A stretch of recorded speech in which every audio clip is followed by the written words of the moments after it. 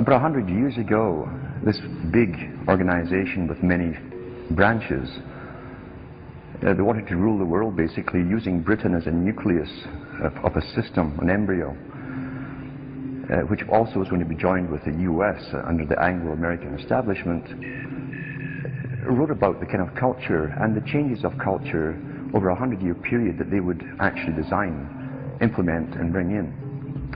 And H.G. Wells talked about it too. He talked about arenas. And he says arenas could be put up across the world for sports, for instance. Now at that time, sports was something that children, school children were into. Adults became adults and got onto adult things. So it was unimaginable at the time that people could actually believe that there was even a need for adult sports and entertainment, never mind having arenas built across the world. But he said we can do this and foist basically a sports culture for the males. Using a tribal system, we're all tribal to an extent. That's why we even bother to vote for a tribal leader.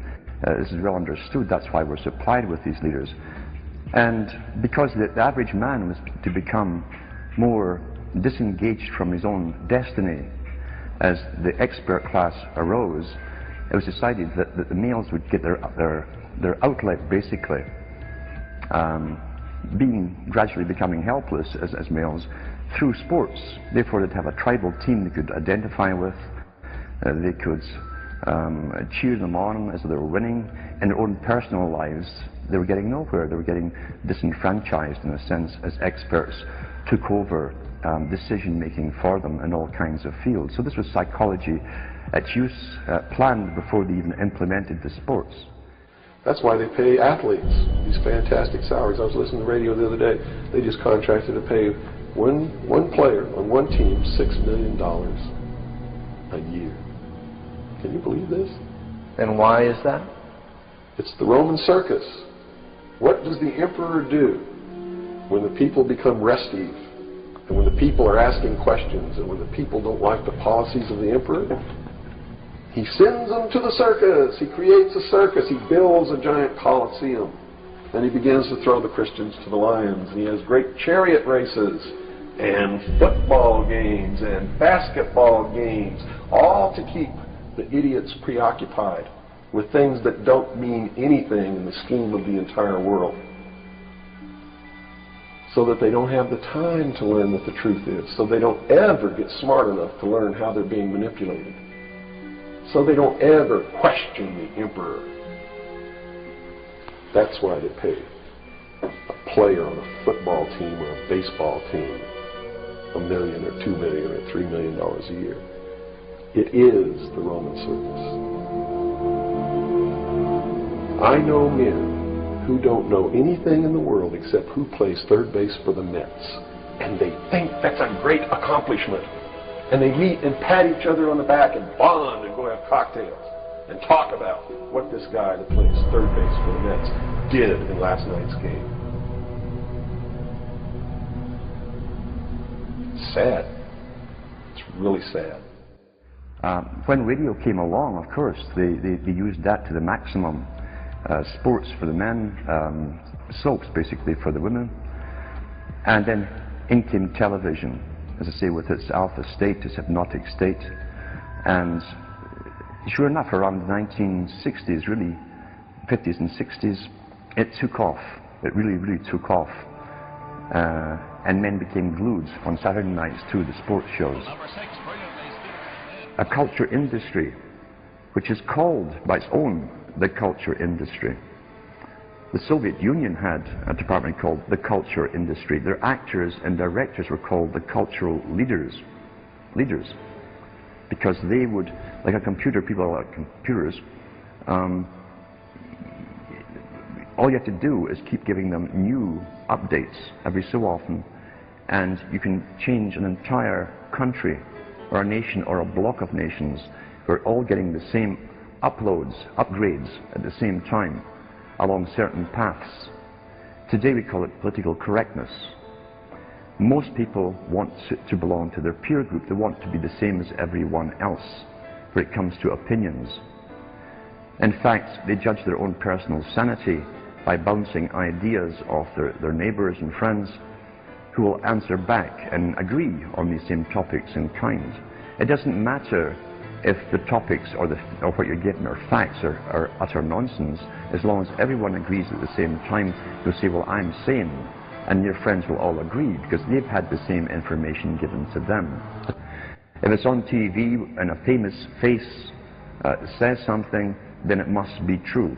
He doesn't have to show you facts or anything else. You've been brought up with these faces. That's why they keep these guys on television into their 70s and 80s. You've grown up with this father figure who's on television every night at 6 o'clock, in your house, in your room, staring right at you. And he's a father figure. Would he tell you a lie? So you naturally never suspect him. And this same man will lead you through new topics. He'll introduce experts on the topics. They'll have a little summary at the end of every talk, and you are now left with the conclusion that's presented to you. You don't arrive at it, it's given to you, and it's good enough for you. We're programmed today perfectly, just like machines.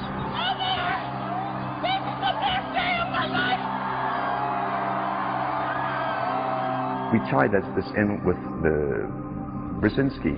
Brzezinski said in 2 Ages. Now, this guy was way up with the NSA.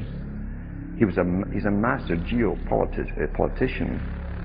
He admits he works in 20, 50-year periods to do with geopolitics in other countries. But he said himself, the public will shortly be unable to think or reason for themselves. It was meaning by the form of information that was given to them, the type, the formulas that were in use then in the 1970s. He says, eventually they'll be unable to think or reason for themselves. And eventually, he said, they will expect the media to do all their thinking and reasoning for them. Well, that's happened today. That's why people today can't think outside of the programming from television. This is a scientific dictatorship which Bertrand Russell said, and the Huxleys said, both Aldous and Julian Huxley said they would bring in the scientifically controlled society.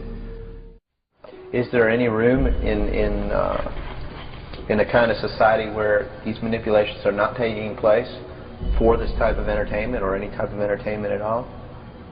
If people understand that a game is a game, football's a game. But let me tell you something.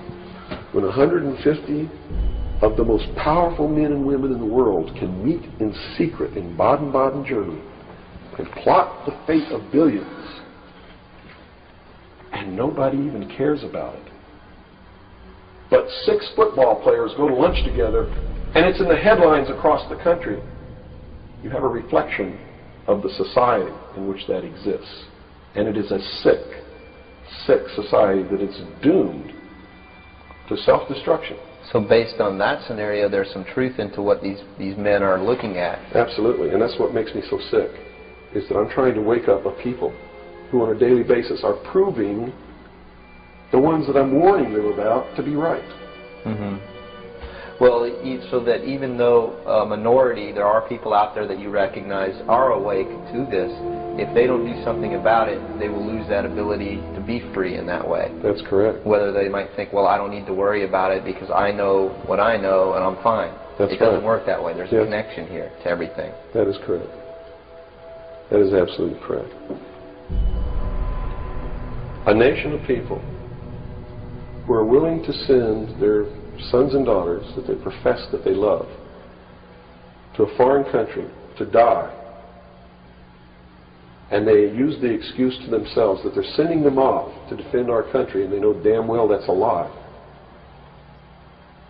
are doomed.